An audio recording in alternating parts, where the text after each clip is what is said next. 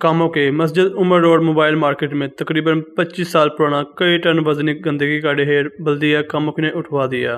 10 साल कबल भी यहाँ सफाई की कोशिश की गई थी, लेकिन चंद ट्रालियां उठवाकर बाकी कूड़ा छोड़ दिया गया। गंदगी का कई टन वजनी ये ढेर हेल्थ डिपो की शक्ल अख्तियार कर चुका था।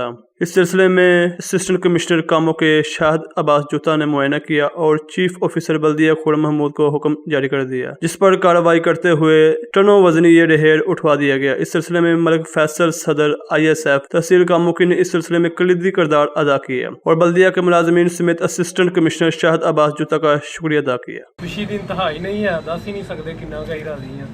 ਸਾਡੇ ਦਿਮਾਗ ਬੰਦ ਹੋ ਗਏ ਨੇ ਇੱਥੇ ਬੈ ਜੀ। ਅਸੀਂ ਤਕਰੀਬਨ ਮੇਰਾ ਖਿਆਲ ਹੈ ਕਿ ਜਦੋਂ ਦੇ ਮਾਰਕੀਟ 'ਚ ਬੈਠੇ ਆ ਉਦੋਂ ਦਾ ਇਹ ਇਸ ਤਰ੍ਹਾਂ ਹੀ ਵੇਖਿਆ ਅਸੀਂ।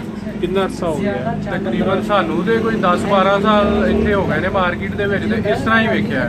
ਕਦੀ ਕਿਤੇ ਚੁੱਕਿਆ ਜਾਂਦਾ ਕੋਈ ਟਰਾਲੀ, ਇੱਕ ਦੋ ਚੁੱਕੀ ਜਾਂਦੀ ਹੈ, ਲੇਕਿਨ ਅੱਜ ਅੱਲਾ ਦਾ ਸ਼ੁਕਰ ਹੈ ਕਿ AC ਸਾਹਿਬ ਸ਼ਾਹਿਦ ਅब्बास जोता ਸਾਹਿਬ ਦੀ ਮਿਹਰਬਾਨੀ ਹੈ ਤੇ ਨਾਲ ਖੁਰਮ महमूद ਸਾਹਿਬ ਤੇ ਉਸ ਤੋਂ ਬਾਅਦ ਸਲੀਮ ਸਾਹਿਬ ਅਸਿਸਟੈਂਟ ਜਿਹੜੇ ਨੇ ਉਹਨਾਂ ਦੀ ਤੇ ਥੋੜੀ ਜੀ ਮੇਰੀ ਵਿੱਚ ਕਾਵਸ਼ ਹੈ ਕਿ ਮੈਂ ਕੋਸ਼ਿਸ਼ ਕੀਤੀ। ਮੈਨੂੰ ਅਜ਼ਰ ਭਾਈ ਨੇ ਕਿਹਾ ਜੀ ਕਿ ਹੋਰ ਵੀ ਮਾਰਕੀਟ ਦੇ ਸਾਰੇ ਬੰਦੇ ਕਾਫੀ ਪਰੇਸ਼ਾਨ ਸਨ ਇਸ ਹਵਾਲੇ ਨਾਲ, ਕਸਟਮਰ ਵੀ ਤੇ ਆਪ ਵੀ ਅਸੀਂ। ਬਦਬੂ ਬੜੀ ਸੀ ਤੇ ਅੱਲਾ ਦਾ ਸ਼ੁਕਰ ਹੈ ਕਿ ਅੱਜ ਐਤਵਾਰ ਵਾਲੇ ਦਿਨ, ਛੁੱਟੀ ਵਾਲੇ ਦਿਨ ਕੰਮ ਹੋ ਰਿਹਾ। ਐਸਾ ਕਦੀ ਵੀ ਨਹੀਂ ਹੋਇਆ, ਕਿਤੇ ਵੀ ਨਹੀਂ ਹੋਇਆ ਤੇ ਕੰਮੋਂ ਕੀ ਜਿੱਤੇ ਖਸੂਸਨ ਨਹੀਂ ਹੋਇਆ।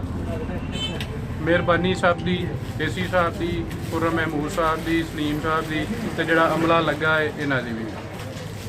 ਤੇ ਬਲਦੀਆਂ 'ਚ ਫੇਰੇ ਮਾਰ ਗਿਆ। ਹੁਣ ਆ ਕੇ ਬਲਦੀਆਂ ਵਾਲਿਆਂ ਦੇ ਰਹਿਮ ਕੀਤਾ ਸਾਡੇ ਤੇ, ਉੱਤੇ ਤੇ ਜਨਾਬ ਆ ਢੂੰਡ ਚੁੱਕੀ ਗਈ।